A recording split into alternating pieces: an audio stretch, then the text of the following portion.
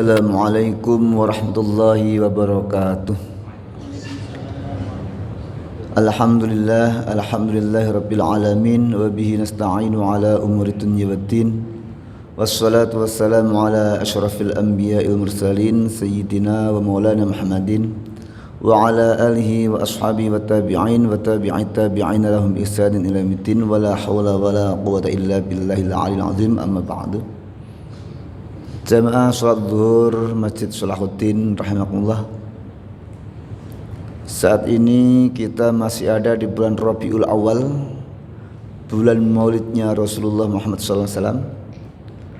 Beliau lahir tanggal 12 Rabiul Awal, harinya Senin, tahun gajah. Bulan Rabiul Awal itu bukan bulan yang istimewa, bukan bulan yang diagungkan. Hari Senin bukan hari yang istimewa, bukan hari yang diagungkan. Karena bulan diagungkan itu Ramadan atau Asyurul Hurum, Dzulqa'dah, Dzulhijjah, Muharram, Rajab. Hari yang diagungkan itu hari Jumat atau hari Arafah, Idul Fitri, Idul Adha. Tapi Nabi lahir hari Senin 12 Rabiul Awal. Artinya apa? Keagungan Nabi itu bukan karena hari lahirnya. Orang itu agung bukan karena lahir kapan, tapi karena akhlaknya bagaimana. Yang kedua,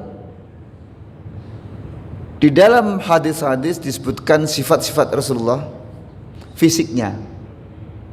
Beliau itu kulitnya putih, beliau itu dahinya lebar, beliau itu hidungnya mancung, beliau itu rambutnya hitam pekat dan sebagainya.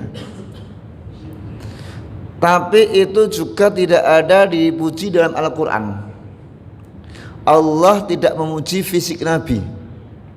Kalau Nabi Yusuf, ya, diceritakan gantengnya itu sampai wanita Mesir tidak terasa ngiris tangannya sendiri. Tapi Nabi tidak.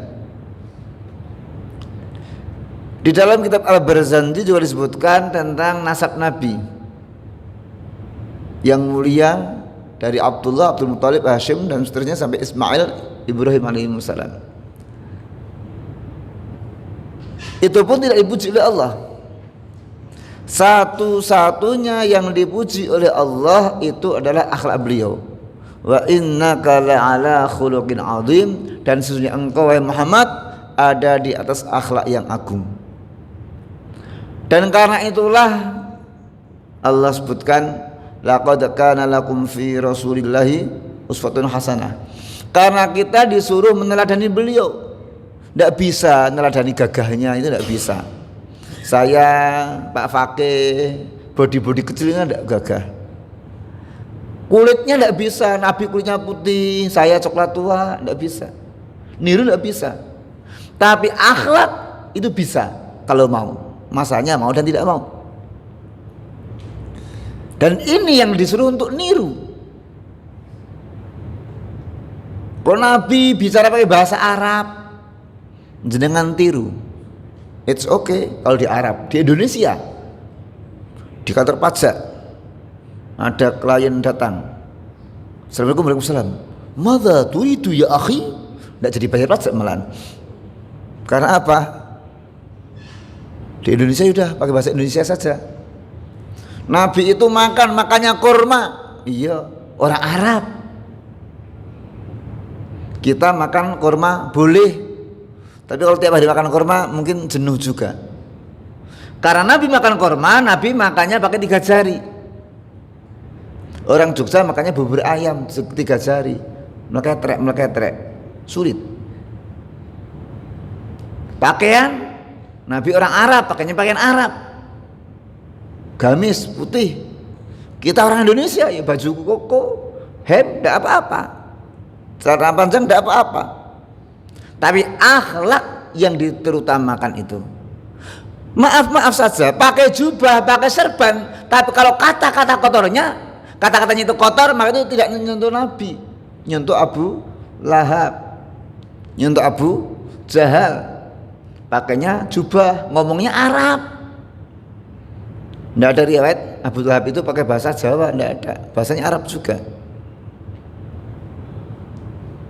Kalau kita ke Arab, orang Arab itu kalau marah-marah juga pakai bahasa Arab. Orang bodoh aja pakai bahasa Arab kok sana itu.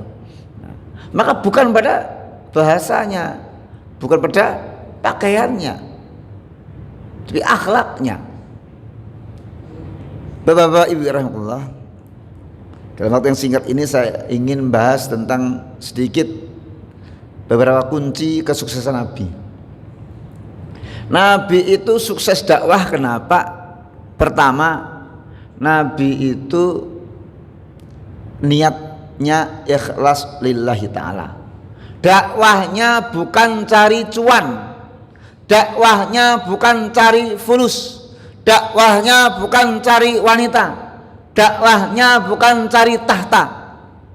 Ketika orang-orang kafir sudah bosan, sudah jenuh, berbagai cara, berbagai upaya untuk menghalangi dakwah Nabi, mereka datang kepada Abu Thalib. Ya Abu Thalib, tolong keponakanmu itu suruh hentikan dakwahnya. Mau apa dia maunya? Mau jadi penguasa? Nanti kita jadikan ketua, kita jadikan leader. Mau apa? Mau harta? Nanti kita iuran. Wis pokoknya sirkileran. Mau apa? Mau istri yang cantik? Oh kita carikan. Yang kutilang, kurus tinggi langsing ada. Tinggal pilih. Mau berapa? 10? Gampang. Tapi suruh ndak usah macem-macem. Apa kata Nabi ketika Abu Thalib menyampaikan itu? Ya am, walladzi nafsi biyadihi. Paman, demi zat yang diriku ada dalam kekuasaannya, seandainya mereka meletakkan matahari di tangan kanan, bulan di tangan kiri untuk aku menghentikan dakwah ini, maka aku tak akan pernah berhenti sampai kepala terpisah dari raga. Sekarang Pak, dakwah jadi guru TPA, diangkat pegawai negeri Pak, pensiun TPA-nya Pak. Padahal habis pulang dari kantor masih bisa ngajar ngaji, capek katanya. Isi pengajian kok ternyata amplopnya isinya sedikit, telepon panitianya, maaf Pak, ini udah bener nggak yang hitungnya, kok cuma segini ya? Masalah itu, masalah. Saya bicara to the point saja lah, nggak usah pakai bahasa klise-klisean. Ngundang saya kemarin ditelepon dari Sukahideng, Tasikmalaya. Kalau ngundang sampean berapa ya fee-nya? Tenang Pak, kalau nanti sudah saya ada waktu, saya akan ke Tasikmalaya, tidak usah mikir fee-nya. Saya akan cari sendiri. Saya itu dari lahir sudah dikasih fee sama bapak saya. Syafi'i. Saya sering orang tanya, bahkan kadang-kadang batalkan gara-gara saya tidak mau bilang fee. Maaf, kita mau mengundang Ustadz isi pengajian, mau tanya fee-nya berapa ya Mbak? Kalau minta saya pengajian, yang penting saya sampai sana ngisi pengajian selesai. Kalau saya bisa saya akan datang, kalau saya tidak bisa saya tidak akan datang, itu aja. Karena saya tidak bicara tentang fee-nya, panitianya bingung, akhirnya dibatalkan. Kei piro yo, kei 100 nek kakean, kei selawi nek gremeng gitu. Bukan karena uang, bukan karena wajah.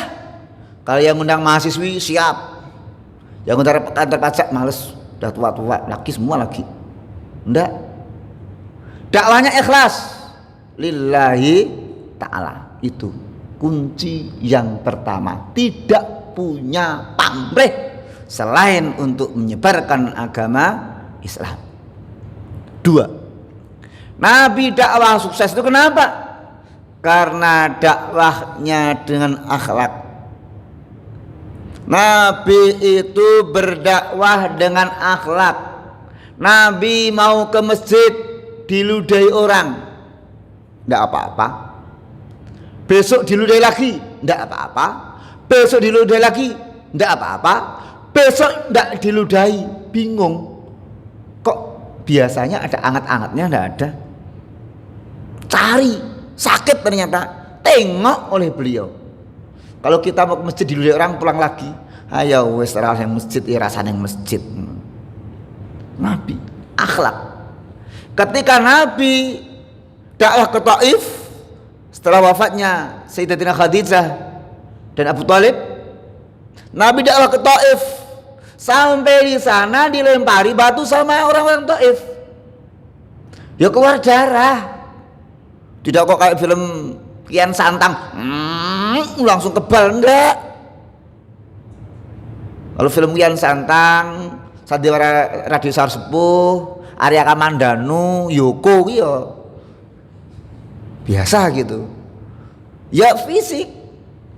Malaikat datang, ya Rasulullah, kalau boleh tak ambilkan gunung tak timpakan pada mereka. Jangan. Kenapa? Aku diutus untuk bawa rahmat, bukan bawa laknat.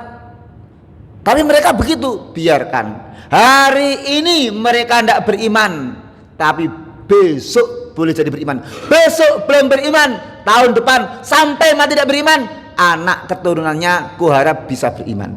Dan sekarang kalau kita ke Taif, di sana orang-orangnya beriman. Sabar. Coba Ustadz sekarang, saya ngisi pengajian di kantor pajak, pulang-pulang ban saya kempes dua-duanya, skrupnya hilang, insya Allah besok di WA tidak datang lagi tuh. Karena apa? Ini keteguhan, akhlak, kesungguhan, prioritas dakwah itu. Dan itu bukan karena ingin terkenal, bukan karena ingin kaya, bukan karena cari perhatian. Itulah Nabi. Yang keempat, Nabi itu sukses dakwah kenapa? Karena Nabi didukung oleh orang-orang di sekitarnya. Nabi itu didukung oleh orang-orang sekitarnya. Seorang motivator dari Pakistan bernama Munibah Mazhari mengatakan, orang sukses itu tidak berkata I, orang sukses itu berkata we, orang sukses tidak berkata saya, orang sukses berkata kami, kita. Artinya apa? Sukses itu tidak bisa sendirian. Wa in kana nabiyan, meskipun dia seorang nabi. Karena yang qiyamuhu binafsih hanya Allah. Selain Allah, dia membutuhkan pihak lain. Maka Nabi suksesnya juga didukung oleh orang-orang sekitarnya. Pertama, Khadijah radhiyallahu anha. Khadijah itu wanita luar biasa. Kenapa? Karena mendukung penuh suaminya, jiwa dan raga, biaya juga. Sejak Nabi itu usia menjelang 40 tahun, sering tahanus menyepi di Gua Hira. Saya doakan yang belum kesana segera kesana. Pokoknya tidak usah mikir duit. Kalau Allah mengutus itu nanti duit ada sendiri. Siapa tahu saya bicara gini di YouTube-nya dibuka oleh kantor perpajakan, Pak Direktur lihat gitu lalu tergerak hatinya mengumrohkan atau menghajikan Pak Fakih, kan kita tidak tahu. Siapa tahu, cuman siapa tahu aja. Nah, Gua Hira itu dari Mekah jalan naik gunung, di puncak gunung. Gunung di Arab beda dengan gunung di Indonesia, Pak. Kalau di Indonesia naik gunung itu piknik. Naik ke puncak gunung tinggi sekali, adem. Di Arab gunungnya panas, batu. pasir, angin kencang, mata bisa kelilipan di puncak sana. Saya pertama kali, wah, yuk ke Gorok, yuk ke sana. Wah. Sampai di dekat gunung, Goroknya mana? Itu atas. Ya Allah, batin saya ngerti ngono aku mau rarene. Gimana? Naik enggak? Naik sampai atas. Istirahatlah berapa puluh kali. Lalu turun, orang tanya, bait, far, gitu aja. Masya Allah. Itu Khadijah dulu, Nabi tahanus di sana setia membawakan makanan. Pak, kalau misalnya jenengan iktikaf berhari-hari tidak pulang, istri jenengan datang bawa makanan atau bawa omelan? Orang nyambut gawe malah rene, ndelik ki ngopo to yo gitu. Tapi Khadijah enggak. Coba orang sekarang, dagangan rame malah tinggal ndelik gitu. Dukungan istri itu penting. Ustadz hebat, dukung istri. Lah Ustadz pulang, istri nyanyi, ya dana, dananya mana? Ya nanti ustadznya terus tanya sama panitianya, wani piro gitu. Nah, sebenarnya laki-laki itu sederhana, Pak. Yang bikin tidak sederhana itu konco wingking. Iya kan? Loh, Pak Fakih itu ketemu dengan saya di sini pakai peci itu, di Mujahadah pakai peci itu, ke rumah saya pakai peci itu, takziah pakai peci itu, kok enggak pernah ganti? Pede-pede aja. Coba Bu Fakih, beda lagi. Mau kondangan jilbabnya yang pink, mau takziah jilbabnya yang hitam, loh udah beda lagi. Nanti mau arisan ganti jilbab lagi. Itulah wanita, rumit. Laki-laki sederhana, konsisten. Wanita enggak. Wanita muda ingin suami yang tampan. Wanita setengah tua ingin suami yang kaya, mapan. Wanita tua ingin suami yang setia. Tua sekali yang penting dibojo. Laki-laki enggak. Bapak-bapak ini dari dulu sampai sekarang konsisten. Pengen istri wanita yang muda dan cantik, mesti gitu. Ya ngaku enggak ngaku ya kayak gitulah. Tapi tolong Pak Kakake jangan di share di HP saya nanti ngajinya ya, dilihat istri saya masalah nanti. Lah ini dukungan dari seorang istri penting. Maka Khadijah itu Nabi dakwah justru nyangoni, bukan tanya amplopnya piro mas, enggak. Dukungan dari orang-orang sekitarnya. Nabi itu pandai mengorganisir. Sahabat itu beda-beda. Ada Abu Bakar Siddiq, ada Umar bin Khattab, yang kalau sejenis kok kayak bukan orang saja. Yang semisal Umar bin Khattab, Khalid bin Walid, Ali bin Abi Thalib, Usamah bin Zaid, Ikrimah bin Abu Jahal, panglima perang. Ada yang kaya macam Utsman bin Affan, Abdurrahman bin Auf. Ada sugih ya ora, gagah ya ora, Bilal bin Rabah, ireng keriting, bekas budak. Ada malah laki-laki buta, Abdullah bin Ummi Maktum. Tapi semuanya dihargai oleh Nabi.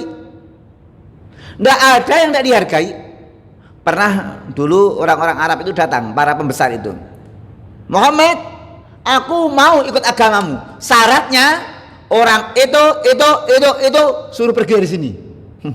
Nggak. Kalau kamu mau masuk agama saya, orang ini biar tetap di sini. Kalau orang ini harus pergi, kamu ndak masuk agama saya. No vote. Rapaten. Kita kadang-kadang tidak. Kalau ada orang VIP yang kelas pinggiran, maaf, ini tempat duduknya jangan dipakai gitu. Kenyataan kan? Ini Rasulullah. Dan masing-masing diberi tugas sesuai dengan kemampuannya. Dana Utsman bin Affan. Utsman ketika mau perang itu bisa 100 ekor unta, 100 ekor kuda. Kalau kuda harganya 100 juta berarti 1 miliar. 10 miliar sekali pendanaan. Karena Utsman Abdul bin Auf itu kalau dagang itu untanya dilihat dari ujung pangkal enggak kelihatan, Pak. Makanya ya ujungnya itu. Saking banyaknya. Kaya. Jadi orang kaya, orang miskin oleh Nabi semua dihargai, diberi tugas yang beda-beda. Bilal punya kelebihan apa? Suaranya bagus, melengking, adzan. Abdullah bin Umi Maktum buta, tapi suaranya bagus, adzan. Nanti kalau Nabi pergi perang bersama Abu Bakar, Umar, Utsman, Ali, Abdurrahman bin Auf, Zubair bin Awam dan lain-lain, Abdullah bin Maktum yang buta tidak mungkin perang. Orang buta perang kan repot. Jangan-jangan malah melempar lembing kena temannya sendiri. Abdullah bin Maktum yang jadi imam di Masjid Nabawi. Sehingga apa? Mereka semua merasa dihargai, merasa dimuliakan, merasa dipakai. Tapi ada seorang sahabat yang baik, dermawan, tapi tidak dikasih jabatan oleh Nabi. Siapa? Abu Dzar Al-Ghifari. Abu Dzar Al-Ghifari orangnya itu sangat dermawan, raisonan. Pokoknya ada orang minta bantuan mesti dikasih. Minta jadi pemegang Baitul Mal, oleh Nabi tidak dikasih. Para ulama ada yang berpendapat Abu Dzar Al-Ghifari tidak dikasih itu karena apa? Karena minta jabatan. Orang minta jabatan jangan dikasih. Kalau sekarang sulit, Pak, karena yang punya jabatan mereka dulu minta semuanya. Ada bos kalau tidak dicalonkan. Meskipun dia dicalonkan dia meribik sike, Pak, tulung senggol aku, ngono kuwi. Yang kedua, Abu Dzar Al-Ghifari tidak dikasih jabatan oleh Rasulullah itu karena hatinya terlalu lembut, raisonan. Nanti uang Baitul Mal bisa habis dibagikan. Pas butuh tidak bisa apa-apa. Ini bagaimana the right man on the right place, menempatkan orang yang tepat sesuai dengan kedudukannya. Ini kunci sukses. Maka jangan pernah itu merasa aku hebat dewi. Saya sering bilang, saya di sini bicara lantang begini. Kenapa? 2. 1, diminta Pak Fakih. Nah, enggak mungkin saya kesini. 2, karena bapak-bapak hadir. Coba semuanya habis, teriak-teriak sendirian, orgil baru, mesti gitu. Dari suksesnya karena apa? Karena ada pihak-pihak lain, bukan sendirian. Semakin sukses orang, semakin banyak pihak yang membantunya. Tidak bisa tidak. Nah, sekarang kita harus bisa menerima kelebihan dan kekurangan orang lain dan menempatkan mereka sesuai dengan proporsinya. Saya di rumah itu ada pondok pesantren, masih kecil. Ya pondoknya segitu, maksud bisa mengembangkan tidak bisa. Maksudnya santrinya masih sedikit. Saya lihat potensinya, ada yang pintar bahasa Inggris. Dia biasa ngajar Umi dengan bahasa Inggris. Ada yang mengajar Umi dengan mengajar matematika dengan bahasa Inggris. Ada yang pintarnya bahasa Arab. Maka rencana kemudian kita adakan les pelajaran. Ini yang pintar matematika nanti ngasih les matematika, yang pintar bahasa Inggris nanti ngasih les bahasa Inggris. Tujuannya apa? Mencoba mendidik mereka. Karena apa? Kita harus bisa mendidik orang itu tepat. Jangan sampai ngajari monyet berenang, ngajari ikan memanjat. Gagal, Pak. Hei gurame, panjatlah pohon durian itu. Hei monyet, berenanglah menyeberangi sungai itu. Ya sampai laut, hanyut. Nah, di sini, gimana kita meniru Rasulullah Sallallahu Alaihi Wasallam. Sesuaikan bagaimana mesin kecerdasan seseorang, karena mesin kecerdasan seseorang itu berbeda-beda. Saya dulu ketika sekolah ada pelajaran seni tari, Pak. Saya itu orang kaku. Seni tari, karena saya kaku maka nilai saya 10 2 semester. Semester 1 5, semester 2 juga 5. Karena memang bukan chemistry-nya. Maka bapak-bapak di rumah punya rakyat, anak-anak, besok dididik sesuai dengan chemistry-nya. Bakatnya apa? Jangan semua disamakan. Karena bapak tugas di perpajakan kabeh kon iso ngitung kabeh. Mungkin putra jenengan ndak pinter berhitung. Pinternya melukis. Ya ndak apa-apa. Toh Afandi juga kaya dari melukis. Basuki Abdullah terkenal juga karena melukis. Mungkin putra bapak ndak pinter berhitung, tapi nek dikejar larinya kenceng banget. Oh, mungkin mau jadi pelari itu. Nah, lu masing-masing. Maka anak orang dulu itu ndak pernah ngeluhkan anak. Anaknya nangis, sholawatan, latihan kiroah gitu. Karena apa? Sebenarnya dalam kenakalan kecil anak kita itu justru menampakkan bakat-bakat mereka. Jenengan punya anak sukanya berkhayal, mas, nek pohon beringin itu ada hantu pocongnya loh mas. Padahal tidak ada. Ya jangan dikat. Barangkali cocoknya jadi penulis novel. Judulnya Hantu Pohon Beringin gitu.